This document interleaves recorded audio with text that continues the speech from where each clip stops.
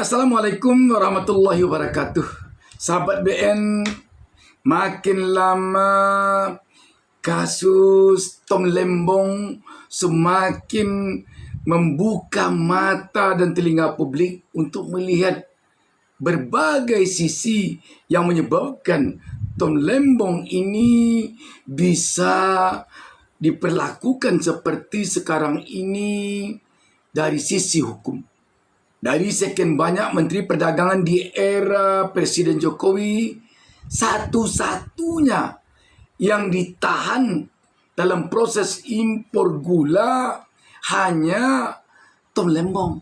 Padahal yang melakukan impor gula ini bukan hanya Menteri Perdagangan Tom Lembong di era Presiden Jokowi.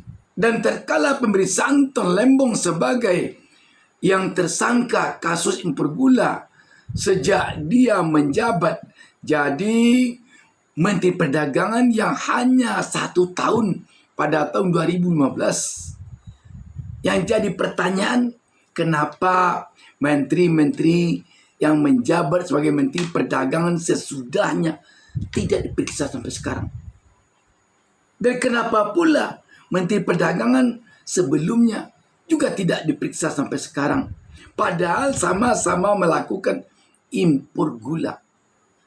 Pertanyaan ini semakin mengarah kepada indikasi kemungkinan adanya dalam hal pengusutan kasus hukum Tom Lembong ini berkelindan dengan intervensi politik. Tangan-tangan politik bukan tidak mungkin ada dalam hal ini menurut publik. Dan ketika hal itu menggelinding terus, sekarang menjadi terbongkar pula. Kemungkinan bisa jadi diusutnya kasus Tom Lembong karena Tom Lembong memang kritis terhadap kebijakan Presiden Jokowi ketika dia menjadi presiden, khususnya di saat berlangsung Pilpres.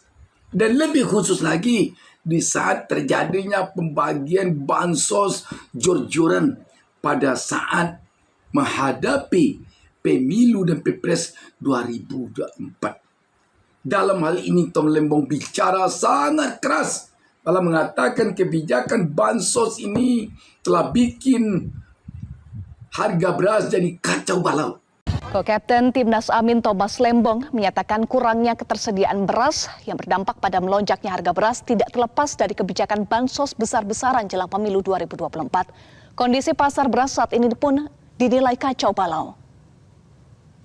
Kondisi pasar beras ya, di se-Indonesia itu lagi kacau balau. Nah, ini sahabat BN. Ucapan Tom Lembong yang sedikit ini tentu saja ini sangat-sangat keras. Tentu saja kerennya kepada Presiden Jokowi. Dan rakyat sekarang jadinya berpikir, bisa jadi ini yang membuat Tom Lembong sekarang menjadi pesakitan di balik jeruji besi. Ya, dan itu kalau saya menanggapi secara teknokratis ya, secara profesional, itu hampir pasti ada kaitannya dengan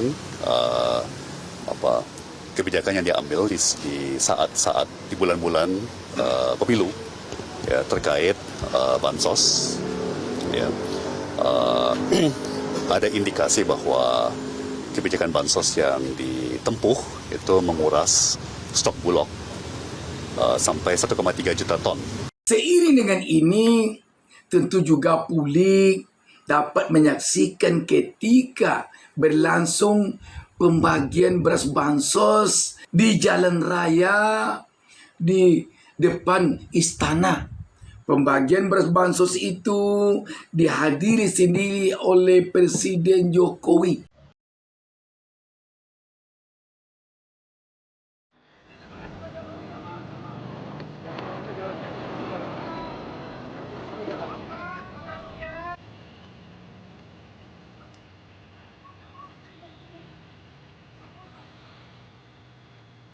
Makasih, Pak.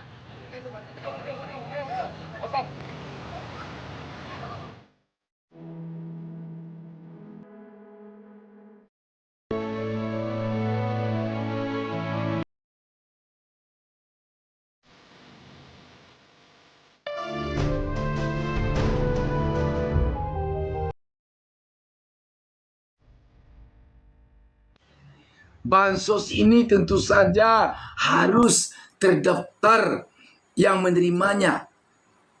Ada penerima yang sudah ditentukan wajib atau berhak dia menerimanya.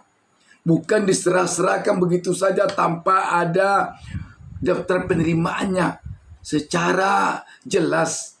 Tetapi yang terjadi di depan istana itu, beras bansos dibagikan kepada pengendara sepeda motor, kepada pengemudi ojek online.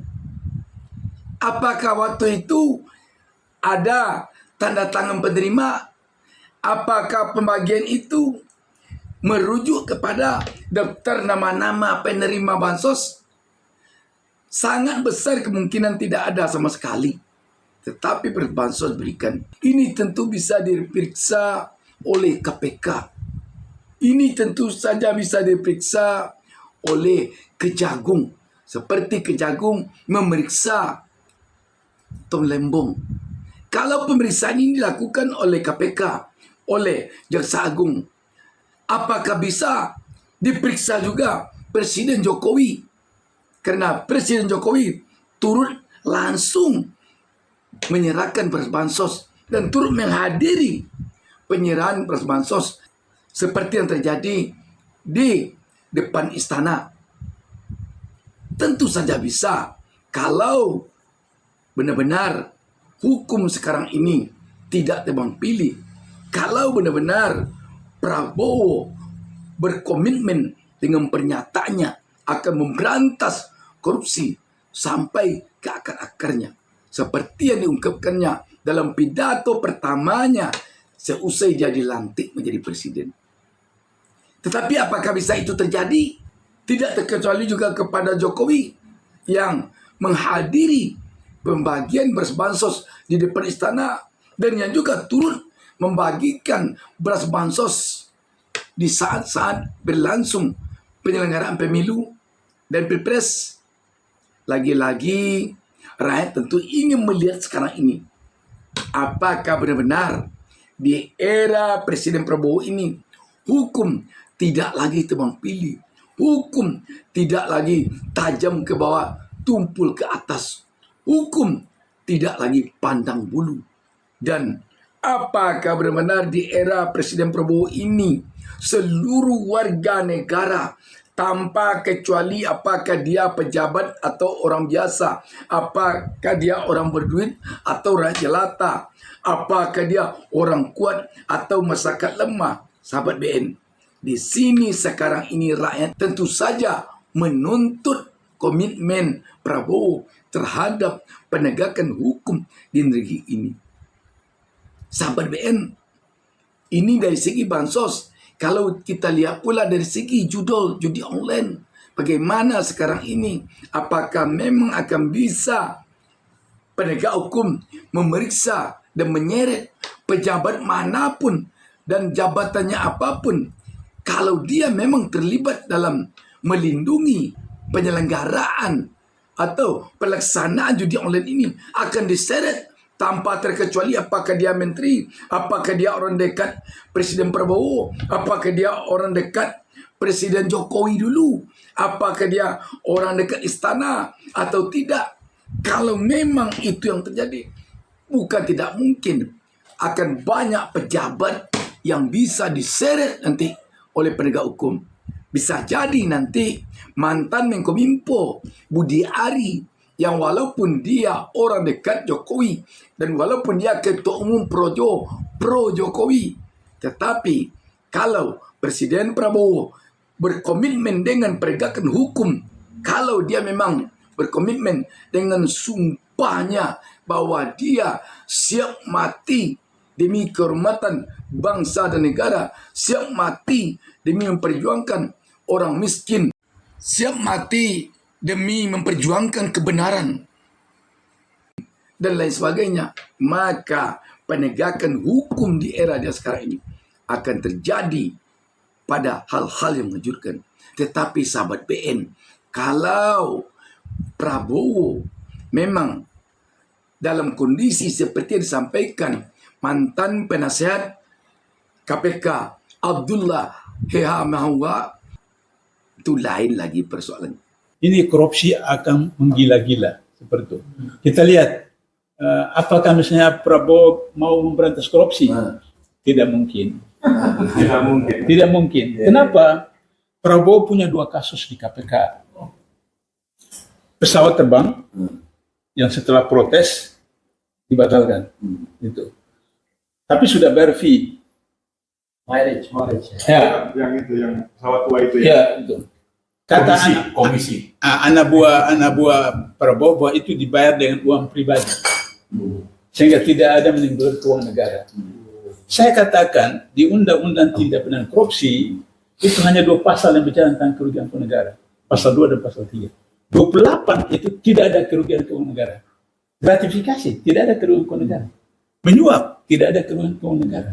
Jadi itu masuk dalam pasal percobaan. Karena belum terjadi percobaan. Dan pengalaman saya di KPK pernah tahan penjara, baru percobaan. Yang kedua food estate. Food estate itu dibantu yayasan, partainya kemudian dilaksanakan. Kemudian anak buahnya Prabowo mengatakan itu uang pribadi, tidak pakai. Tetap saja bahwa di dalam ketentuan pengadaan barang dan jasa, satu proyek yang di atas nilai di atas 250 juta itu harus dilelang. Ini miliaran, triliunan, tidak dilelang seperti itu. Jadi meskipun dia pakai uang pribadi, tapi itu melanggar ketentuan. Kalau iya pakai uang pribadi. Kalau katakanlah betul seperti, tapi tetap kena. Sehingga Jokowi akan menggunakan itu. Kalau Prabowo macam-macam, dia akan suruh KPK. Kenapa? Pansel yang dibentuk oleh Jokowi sekarang itu 5 orang menurut undang-undang, tidak disebutkan berapa orang pemerintah, berapa orang masyarakat, hanya disebutkan unsur pemerintah, unsur masyarakat. Tapi sudah disebutkan deklarasi 5-4. 5 pemerintah, 4 masyarakat. Berarti sudah bisa diprediksi bahwa orang-orang yang 5 orang terpilih dan kemudian 5 orang dewan pengawas adalah orang-orang dia. Jadi kalau misalnya Prabowo macam-macam, kemudian Jokowi perintahkan anak buah di KPK proses.